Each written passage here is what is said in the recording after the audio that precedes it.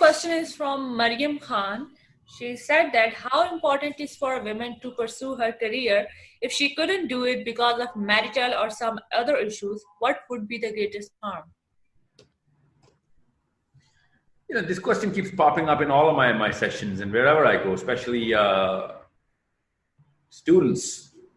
And you see a lot of other developments on TV where women are being, more participative in how they're actually sacrificing a lot more just to pursue their career and become a little more on the competitive side of how they're actually taking an equal or more piece of the pie than the counterparts, which are male.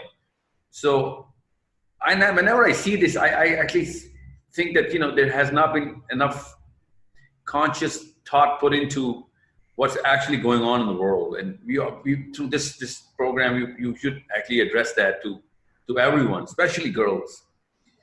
Let me tell you how the system actually works as in the whole planet, so that you can understand of why is there such a big confusion on the lower levels of how we pay our psychology.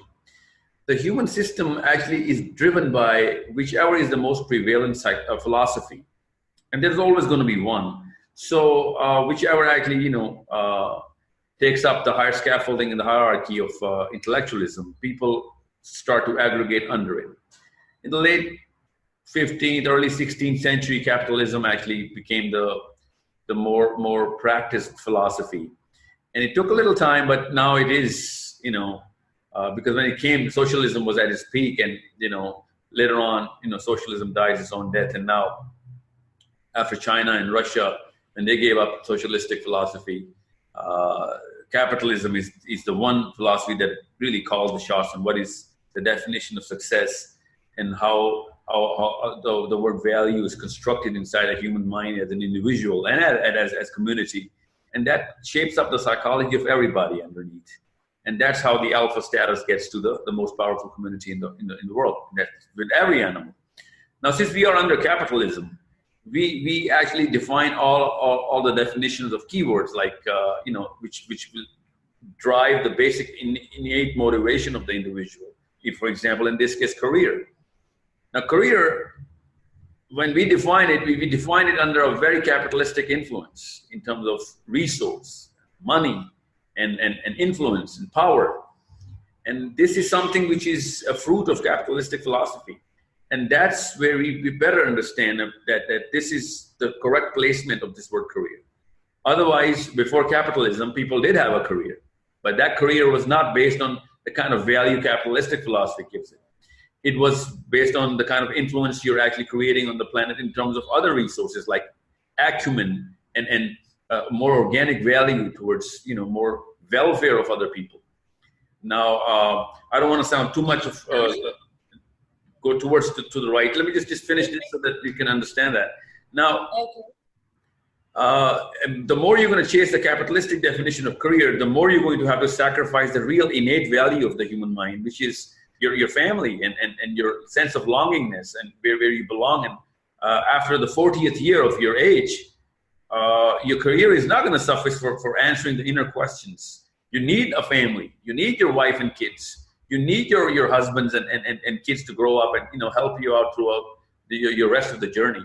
The capitalistic philosophy does not answer those questions. And that's why you can see that only 1% of the people actually have a career in the capitalistic sense. That's what the people are just struggling under them. And those people are not regular people that have to sacrifice their families to go to the top of the food chain. And this is a very big price that they're paying. I wish more people sacrifice their career for their families. And these are smart women who do that in Pakistan. The smart men in the world, in Pakistan and wherever, they actually make that conscious choice to throw away the career to construct a value system in their family. And this is something which you can see as evidence in the billionaires who are actually causing more followership, but innately they're way more depressed.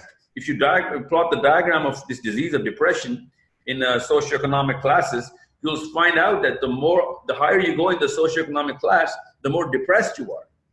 And that's what capitalism that's how capitalism connects with the flaws and does not answer to the basic questions of the inner psychology. And this is why I want you to understand that just because it seems as if this is a rational choice, it's not. You have to go deeper into the understanding the construct of the human system, internal systems, and you'll find out that you made the best choice when you actually sacrificed a career over a family. Yeah, but there are many other philosophies just like capitalism. How do you think then, how does these global philosophies are going to impact a local person like me or Mariam Khan, who are likely to make a career or livelihood? It's an excellent question. Let me tell you what's the science behind how the human design works quickly. Uh, Women and men, actually, you know what, look at it from all ancestral similarities. Every animal actually, they're not our ancestors, but you know, the make of the whole living, the kingdom of Animalia is based on this one limbic solvent of serotonin.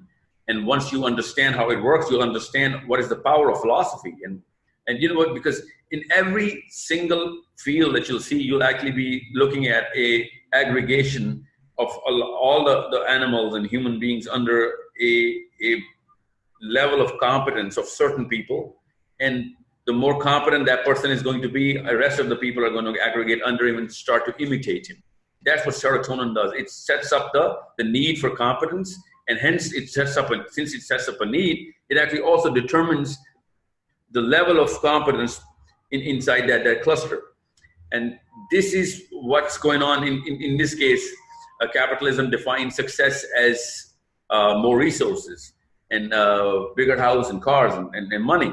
So whoever is going to be more competent in getting that, people are going to try and imitate that. So people are going to try and imitate Bill Gates and Steve Jobs and whoever is the billionaire. And people are trying to become those people. And this is what's going on right now. This is a work of serotonin.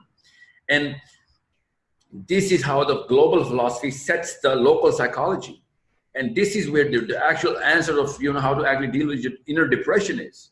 If you actually divorce yourself from the global philosophy of capitalistic thought and go into your own philosophy of wherever you're actually from, in this case, this is why Islam becomes the biggest power, because it has all the actual philosophical answers. And it tunes into the local psychology in the most organic way. And it answers or defines the actual construct of value, which actually helps the whole human system.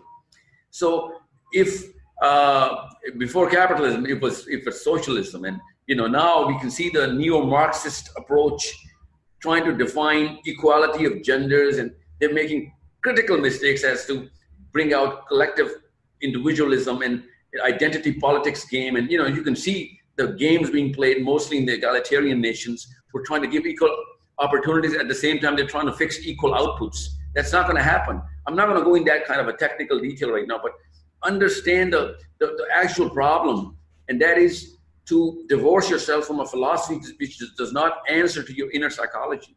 And that's common. But also understand how your inner system works, because you're subconsciously going to chase the most powerful alpha in whatever philosophy that is being practiced on the globe. And there's always going to be a singular philosophy, no matter what people say. There cannot be two different philosophies on the planet. And this is where Abu Hanifa says that Adam al-Khalafa, al-Khabais is Adam al-Khalafa. You have to declare your own alpha, which has the philosophy of coming directly from the Supreme Almighty, so that people can get all the organic answers. But if you're not going to declare your own alpha, people are always going to chase whatever is declared as alpha, whoever is declared as alpha. In this case, the West is the alpha right now. And unless you understand how this alpha mechanism is set up as a radar inside every human being, you're always going to be confused as to, you know, my inner system says something else, my religion says something else, but, you know, why is everyone chasing something totally different? And since everyone's going to be chasing that herd philosophy or the group think psychology is going to lead you towards chasing those answers which are not going to fulfill your inner demands. And that's why happiness is temporary and fulfillment is permanent. And capitalism does not give you any sort of fulfillment. And people should know that thinking on their own selves is going to make them reach their inner goals defined or demanded by their inner system, not chasing somebody else's thought.